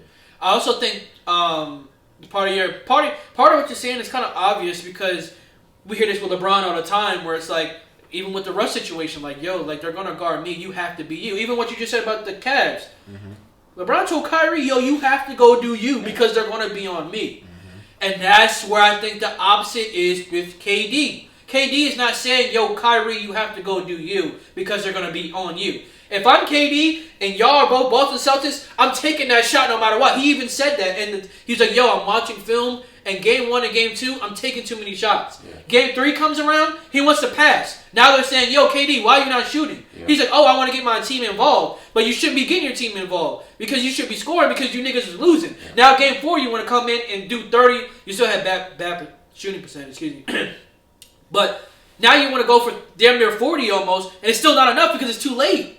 Yeah. And that's what separates. Because Giannis is going to do that same thing consistently throughout the game. Yo, Middleton, I need you to do you, but I'm going to beat me. LeBron is going to say, yo, whoever the fuck's on the team, whoever you want to fucking GM, you have to do you, but I'm going to do me. And at the certain times and points, we're going to facilitate, we're going to look good together. You know what I mean? We're going to look good together. I think KD, and this is why I say, I put KD, Kyrie, Harden in those same categories as ISO ball players. They're elite superstar players in the NBA, but when it comes to leading a team, they're lost. They're lost. They can't do it. They cannot do it. I still can't take away the fact that he's one of the top scorers in the league by far. And that's why I have in my notes right here. I said, do I agree with the league calling a bluff on his greatness? No, you can't. Because that's what, if you look around all these media, that's what the fuck they're doing. It's like, yo, like, yes, like I said, I'm beating a dead horse. But yes, he's had a terrible series. But y'all are all talking like KD is not KD. Yeah. Y'all are talking like KD is like the 6th man in a year or some shit. No offense. Like, he's still KD. I mean, if they have that effect, then they should be saying the same shit with LeBron. He didn't even make the playoffs. It's really the same exact scenario. Speaking of them, I wanted to talk about them LeBron sections because I seen a tweet that kind of aggravated me, and it was like, oh, this is the same team that LeBron was putting out the playoffs a couple years ago, referring to the Celtics. And I was like, excuse me? That's not the same team at all. What he's referring to is it's the same stars: Marcus Smart, Jaylen Brown. I mean, the bigger names, maybe. Jason Tatum. Point is, who gives a fuck about the supporting cast? Because they are the reason that y'all won. But the point is, they were like 20, bro. Yeah, like first playoff. Literally. The fuck? Literally. That shit blows. I hate seeing tweets like that from LeBron sexuals because it's like, bro, use your common sense, bro. Well, they get to look at fucking 20 years of playoff runs that LeBron's been in and compare that to Luka's. Like, how the fuck can you compare that if this is like his fucking, what is this, 3rd year, 4th year? If that even. Like, my point is, if LeBron with his team would have went up against the Celtics right now, they probably would have did worse than the Nets would. Hey, listen, can we get that broom out too? Yeah, because Bron, you're going home. Yeah, like they would. It might go 5. Now, granted, I ain't saying like LeBron wouldn't perform because he's going to perform no matter who the fuck is. Yeah, but Russ, we can leave him open. Exactly. Leave him open. Exactly. Leave him open. Anthony Davis, you're another Glack. You're street clothes. Leave you over there too. One rebound, your knees gonna go out of place. All you need is one play of putting him in the post, and he's injured. Yeah, exactly. So guess what? It's me versus you, LeBron. That's it. Like you gotta stop. You gotta stop 5. Al Horford went crazy. I'm glad that Al went crazy, and now you have to guard 4 other niggas. Come on, it's over. Yeah, like, I don't think. Like, that kind of blew me. Seeing, I'm like, bro, I don't think you realize, bro, Jason Tatum will get Bron 40 right now. Like, he's on his neck. He's hot. Like, he's hot. Jaylen Brown. I was gonna bring that up, but I didn't want to dive back into it. After the DeMar DeRozan talk, I was gonna say, do you think Tatum is over KD right now? Yes. I don't. I think he is. You're crazy. I think you're crazy. Look, Jason has everyone around him. What does that mean? You just said the opposite. Wait, you gotta have a good team to win a championship. That's not what I'm saying. Yeah, you have to have a good team to win a championship. No one has ever won a championship by themselves. That is not what I'm saying. What I'm saying is, if Jason Tatum is put in that same situation where he has 4 people worried about him and no one else is producing, it's going to be the same outcome. I think that's a rare thing because that's why I said in the beginning that this is that perfect. Right now, you haven't heard anything about KD since he joined Golden State about that shit. He's been flying under the radar until right now, and now was his time this season or this series, season and series was his time to prove and disprove all of that shit. Yes, I joined a team that was already booming, but I can do it by myself. You don't know if that can. You don't know. Yes, you can only, but you have to be put in that predicament for that even to happen. No. KD put himself in that predicament. Nobody else did that. He put himself there. So we can't blame you. You can't say I'm not blaming. We can't. I'm not blaming, bro. Chill. I'm saying hypothetically, I don't ever see Jason Tatum saying, "Yo, I'm done with the Celtics. I made y'all niggas. I'm gonna go do this over here and prove it. Do myself." KD did that, which is very smart of Jason Tatum. I'm not like Jason Tatum is very smart for staying in a situation. If he would have left, I'd have thought Jason Tatum was fucking stupid. But and in reality, like I said earlier, when you have a bunch of people around you that can drop 20, 25 at any point in time, you're going to score, especially if you're a superstar. I do consider Jason Tatum to be a superstar. I just don't consider him to be better than KD. I don't know. It's a tough drawing. I don't know what aspect he's not better than KD at right now. That's the thing. And that same series where LeBron, that's the same team where they kicked the Celtics out. They didn't have a closer on their team. So let me ask you a question. Jason Tatum is now forming himself to be their closer. Let me ask you a question. Wait, before we keep going, I do want to applaud the double fighter jet seatbelts the Celtics got on. Great defense, by the way. No, yeah. Defense wins games.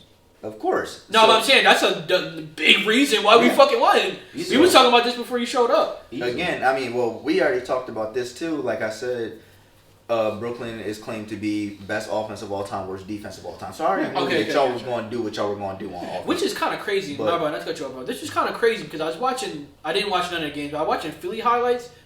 Fam, they was letting niggas run to the rack. I'm like, this is why Toronto got 2 fucking wins. Embiid is getting very tired. James Harden watched Bull go from the 3 all the way to the rack and didn't move. He didn't move, I think bro. that's going to be their downfall this year, the 76ers, is they've made their defense worse while maybe making their offense a little bit better, but it wasn't. It wasn't that's a good way. But anyway, back to what you were saying. Yeah, that's a good way. My basic question was, does KD not perform just as good as Jason Tatum, if not better, if roles are reversed?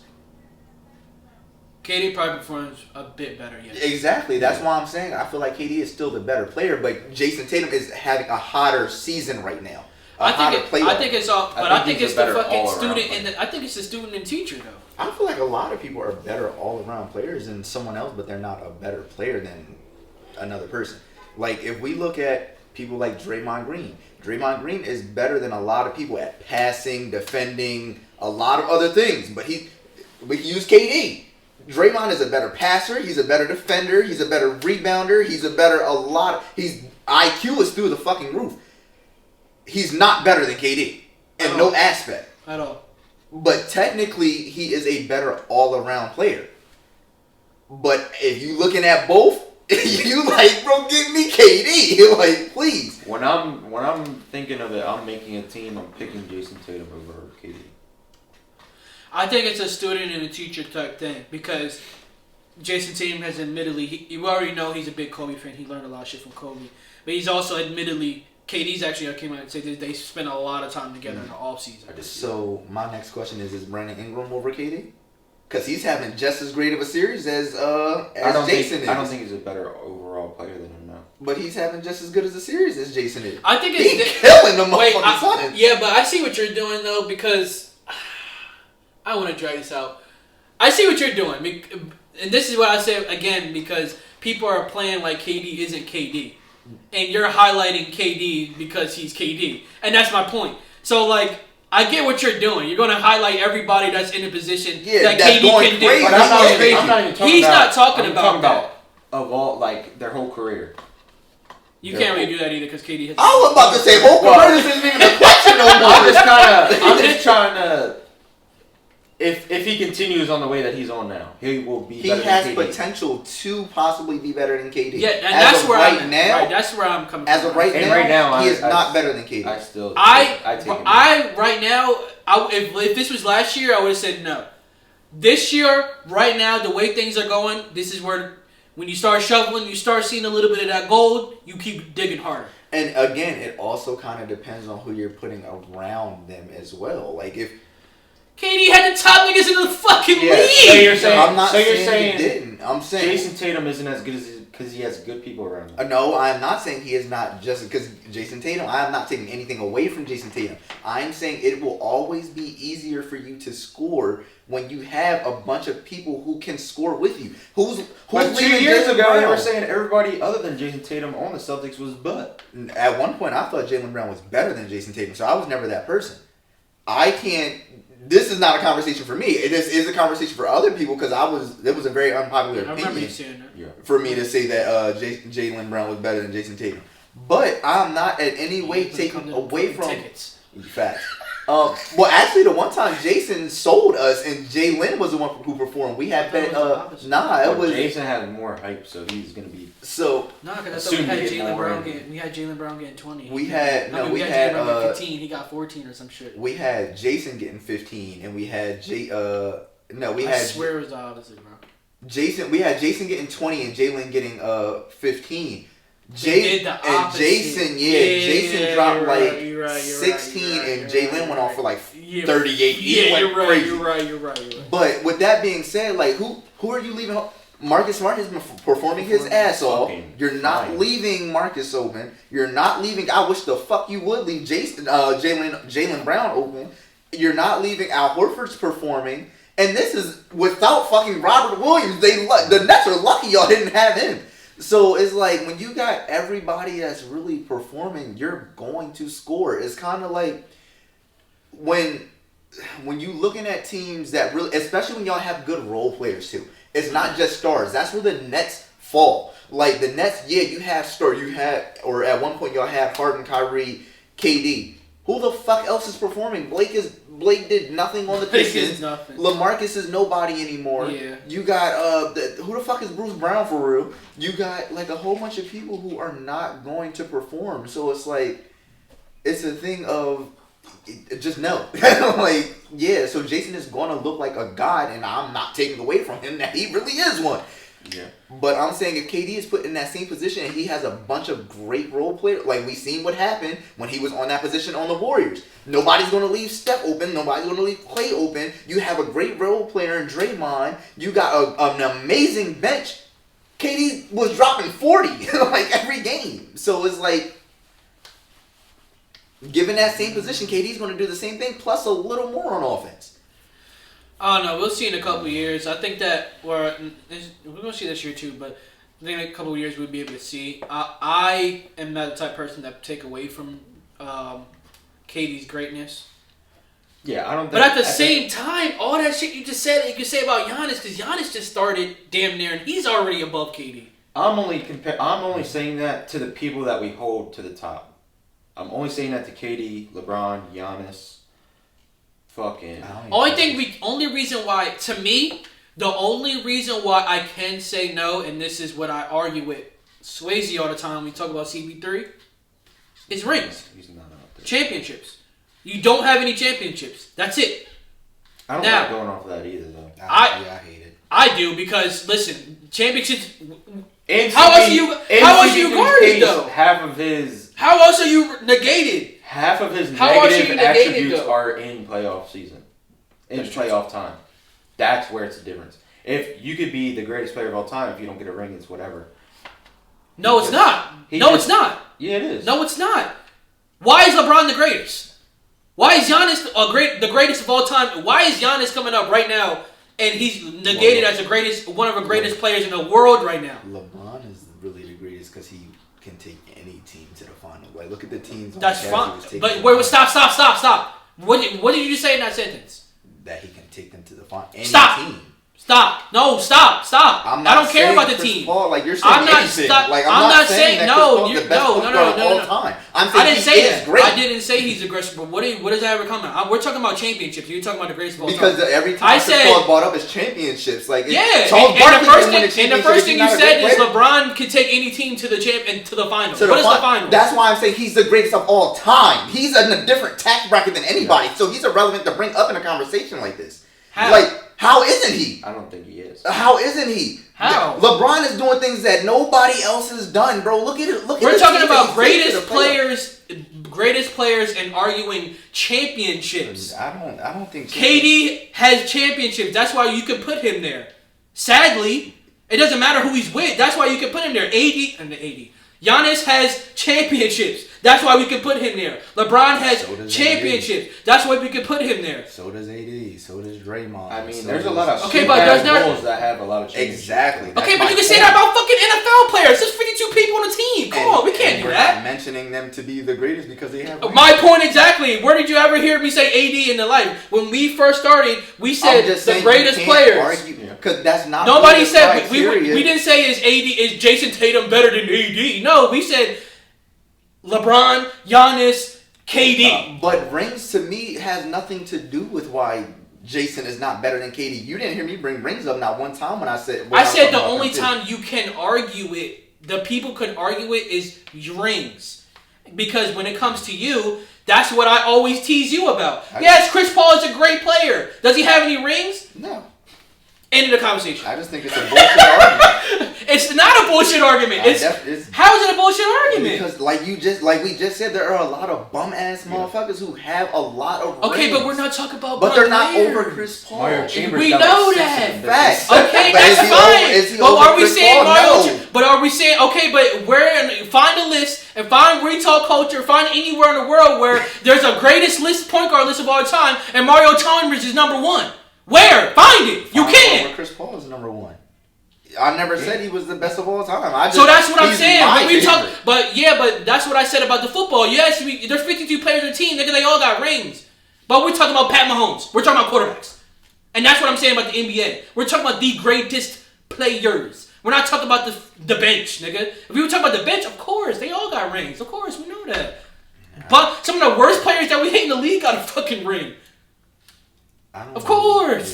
I don't like that argument. Like I never probably will. Only person who I really like that argument for is LeBron because he was really taking nobodies to get. So why do we hate that argument when it's everybody else, but when it comes to like let's just say a LeBron versus Jordan, that's the first thing we run to is rings. I never run a rings. I don't ever say rings. I didn't say y'all. I said we. But the culture. I understand. The culture, y'all. NBA savvy NBA fans. Come on, stop. Yeah, I didn't say Jay what you're saying, but at the same time, that's irrelevant to us because, like we said, we don't like that argument. Okay, and that's perfectly fine. So I can't tell you why they run to rings because I don't understand it. It makes no sense to me. I'm just saying, when they talking about LeBron is the greatest of all time, the first thing they say is over Jordan. The first thing they say is, oh, well, if he gets X amount of rings, he's better than Jordan. Am I not wrong? Yeah, and I've heard that argument okay, before, and but then we're all savvy fans. And say Jordan's been 6 times and won 6 rings. And that's an argument. So when I say championships, it's not I'm not just pulling it out of my ass. That's an argument. You are. I'm just saying I personally don't care for that argument. And that's fine. That will never be a relevant argument in my eyes unless we're specifically talking about, oh yeah, Bron is the greatest of all time. Because the motherfucker went to 9 finals straight. That's of course. And most of them teams of the hardest basketball era that we've ever seen. Exactly. So yeah, that's the only time where I'll be like, whatever. But anyone else, I don't give a fuck who it is. I'm probably never. I think that, and that's what I'm saying. When it comes to arguments, it comes to what the fan wants to argue about. Because yes, there's diehard fans that talk about rings. I'm going to bring up rings when I want to be petty, and that's why I brought up CP3. That's why I brought it up. Yes, you can argue me down. He can drop 30, and I can owe you 20. But guess what? Will you go to the championship and win? Fuck no. Because you won't bet on that, but you'll bet on the 20. And that's my point. You get what I'm saying? And that's my point. And that's my point. So we can argue the semantic shits, but when it comes to the long parts, yes, I'm going to use rings to be petty, nigga, all the time. That's because that's what everybody else does. Michael Jordan and LeBron. Oh, shit, yeah, LeBron's the greatest player of all time. Shut the fuck up, Michael Jordan fans. I mean, I got a lot of slander, too, because I said that Allen Iverson is one of the better point guards of all time. And never got a ring. Never got a ring. Right. That was the first shooting thing guard, like, yeah. Yeah, shooting guard. But. Right, and exactly. But again, it comes down to who you are as a fan and what you argue with in your knowledge. Me, I personally only use champions. First of all, again, I preach greatness. So, nigga, I want a ring. Period. Yeah, you might not use it as a good, but at the end of the day, a lot of these shits, they be about rings. And you can put it in almost any category. Take sports out the way. A lot of these music artists don't get shit because they don't have a fucking Grammy. And once you get a Grammy, that opens you up to, oh shit, Drake is on a fucking movie now? Drake is on this TV show? Why? Because you got 100 million Grammys. But before you got a Grammy, no, it don't matter. You can sell 1 billion. Nobody gives a fuck about you over here. And I agree that there's always going to be a point that you want to get to no matter what it is, whether it be sports, life, whatever. Ring is clearly what they want to get to in the NBA. It's just not everyone. There are a lot of motherfuckers who want that ring who are great amazing players that will never see a ring a day in their life. Michael Jordan alone snatched a lot of rings from a lot of people that deserved it. So, for sure. But that's greatness. Is that not? Yeah. And Michael Jordan had an amazing supporting cast. Yeah. But, yeah. Like, and I'm not, again, that's not me taking away from. No, that's not me taking. Jordan's not Jordan because he has the same thing about Kobe though. He's a great player. And he also had a great supporting cast. But I'm saying, like, people like AI, if he would have won a ring, that's really a crazy ass valid ring. Because who the fuck else was there? Nobody was on the team, right? But like, that's what I'm looking at. People like Melo. Melo is one of the greatest small forwards of all time. All time. If he had a ring, he's never going to see a ring. Let's never. keep it a buck. So, yeah, no, and that's tough. That's tough. You need that 1 year Golden State contract. Yeah, like he's probably never going to see it. That he might be scary on Golden State. I'm not going to catch. Tried it with the Lakers. But yeah, like he's one of the greatest rings of all time. I mean, players of all time. Then you look at people like who has a ring. Are we saying Paul Pierce is better than Melo? And y'all are Celtics fans. Are we saying Paul Pierce is better than Melo? All-around player? I'm taking Melo. All-around player? All-around player, Paul Pierce. It's hard to do that because you have to go off of a time frame. They were around the same time frame, relatively. Yes. Yeah, relatively. They were very close. A prime? No. A prime. Melo was... It was a little bit before No. time. It was time. It was same time. Prime Melo was Knicks. Prime, that's the same time. We battled the Knicks. Yeah, that was prime. So they're about the same. They might be like 1 to 2 seasons apart, maybe. Yeah, I'm saying it's a very close time period. It's like us and him. Like he graduated 1 year after us. Like it's like that type shit. Like it's not that far away. It's really not. It's really not. Because if you think back to those Knicks games when it was prime Melo, it was prime Boston. It was when it was prime Melo, it was prime 3 at Boston. 4, really. 4, yeah, you're right. Y'all had a fucking dog squad. Yeah. I mean, I would have to say he's better than him.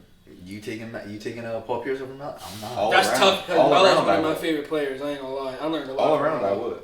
There are a lot of people who are better. Scoring, I wouldn't. Melo is fucking. They're both just as clutch. Yeah. We can say that. Melo is a better scorer. For sure. Paul Pierce was a better defender than Melo, but he wasn't an amazing defender either. Right. So Melo has a different. That kind of balances out. Platform though, he scores in like different ways than Paul Pierce scores. A bucket, regardless. They were both buckets. He's like an ISO ball player. You're not gonna see Paul Pierce fucking ISO anybody. Yeah, he's too slow. Not Paul Pierce. Paul Pierce was giving motherfuckers buckets off the ISO. A lot of buckets off. Yeah. He was a lot. Look at a lot of his game winners. They was all ISO. Oh yeah, give me the ball, move the fuck out the way. Yeah, they were. So we can't say Paul Pierce couldn't ISO. Paul Pierce had to. He had to because Ray Allen was on a 3. You can't he's not ISOing. And then KG was only on a 3. And it's actually crazy because Ray Allen could. It's just when he got to that system. Yeah, he did. Because Ray Allen was before my he was favorite the shooter of all Celtics, time. boy. Oh, Sierra Supersonics. That was my favorite team. Ray Allen's my favorite shooter of all time. Not mad at that. Number 1. But yeah, I don't know. I think there are a lot of people with rings. I can probably T-Mac will never seen a ring. There are a lot of people I could think of with rings that were not. Of course, but like I said, that's just the system. Like there's 52 niggas on the NFL team. Guess what? If they win, that's what I'm saying. 19th like, running back is going to get a ring. Because that's my point. That's like, the system of the league. They don't have that supporting cast. That's why I'm not saying like I'm definitely not taking away from MJ. Yeah, he had a ring. I'm not saying he got to that ring and didn't do shit. He got to that ring and gave motherfuckers buckets to get that ring. I'm saying them same people that don't have a ring, Charles Barkley was giving motherfuckers buckets. He just ain't have the supporting cast to help him get to a ring. Melo was giving motherfuckers buckets. He didn't have those supporting casts that you could really go to as very, like, by the time he got Amari Stoudemire wasn't Amari no more. J.R. Smith is J.R. Smith. He just, like, yeah, he can shoot, but he's probably the stupidest shot taker I've ever seen in the history of shot takers. He has still fried me. Chill, J.R. I don't want no smoke. But he's faded. Like, you feel me? Like, facts. He just got some academic scholarships. Like the best. Oh yeah, yeah. Like you look at those type of people. AI. Man, who the fuck is on a team with AI? Bro, Maurice Cheeks.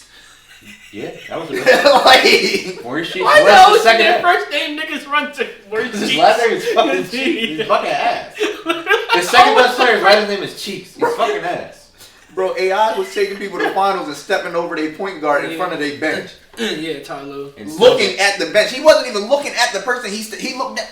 Ty Lue. Yeah. Sir. Nah. Get your ass on the ground, Ty Lue. Ty Lue, how you even showing face in the league right now? In my eyes, I would AI never hear, see, do anything with a basketball ever again in my life. No, you just could never get tough with me. In my like, if Ty Lue, like, you got stepped over by a grown man. I don't care. I can do anything in front of you, my nigga. I'm gonna grab your girl ass. Like, you can't say shit to me. You got stepped over by a grown man. In my eyes, AI is fourth in shooting guard category with no rings. So you have CP3 over? He's not a shooting guard, and no, I do not. Yeah, he's not a shooting guard, buddy. Who's the other three? All right. No, it's easy. Kobe, MJ, D Wade. In my eyes, are the three that are over him. That's not bad. That's not bad. And then AI. Yes, and then AI. Kobe, MJ, D Wade. AI. I don't put nobody else over AI. In shooting guard position. As an overall player. That's a nasty four. Nobody. I'd be interested to hear your fifth then. I don't give a fuck who. Because I'll tell you why he's better than AI. Yeah. Why he's better than AI? Yeah. Who the fuck is my fifth then? All right, let's go keep going. Yeah. All right, guys, this was our sports section. Oh, did you have? No, we're gonna have to skip it. We're gonna do something where you create like some kind of. I'm gonna have birds and I won't because there would be no reaction to it. I was gonna say we're gonna do some kind of montage with Garbanzo beans, but again, it's gonna be you won't be able to react to it. So, again, that's episode 15, and we talk culture. Again, we get into this music shit, we get into the sports shit. If you guys are new to the channel, make sure you guys go down and subscribe. Hit that subscribe button, hit that like button, comment down below if any type of music that you hey, put us on some music. If there's somebody that comes out there, y'all missed this project, y'all missed this single, let us know. We'll definitely tap into that drawing. DM us on Instagram, Twitter, follow us on TikTok, and get with us. Again, that's episode 15. Check out that SOS playlist. It is linked in the description below. I'm done now. I'm here with Swayze and Bird, and I'll see you on episode 16. Peace. Yes, sir.